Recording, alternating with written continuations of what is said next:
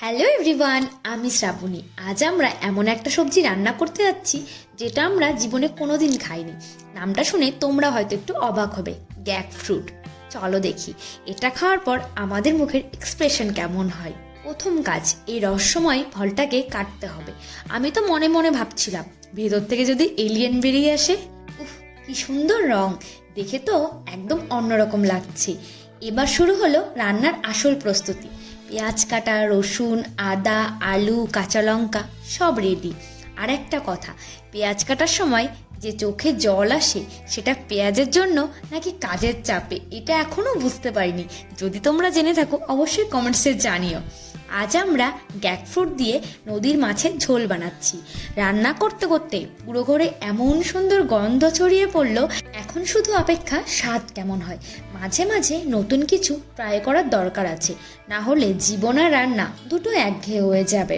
অবশেষে আমার রান্না শেষ হলো। গরম গরম ঝোল গামলায় ঢেলে একদম খাওয়ার জন্য পুরো রেডি। এবার আসল পরীক্ষা, স্বাদ কেমন।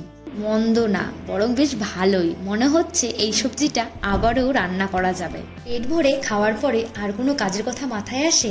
একটু রেস্ট নিলাম, তারপরে উঠে বিকেলবেলা রেডি হয়ে বেরিয়ে পড়লাম বাজারের দিকে। মিষ্টির দোকানের সামনে দিয়েই পাস হচ্ছিলাম। তারপরে একটু মিষ্টিও কিনে নিলাম।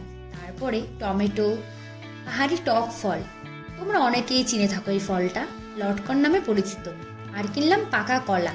বাজারে যাওয়ার একটা মজার ব্যাপার হলো, যা কিনতে যাই তা তো কিনি, তার সঙ্গে সঙ্গে 2-3টে জিনিস নিজেরাই ব্যাগে চলে আসে। এই ছিল আমাদের আজকে ছোট্ট অ্যাডভেঞ্চার।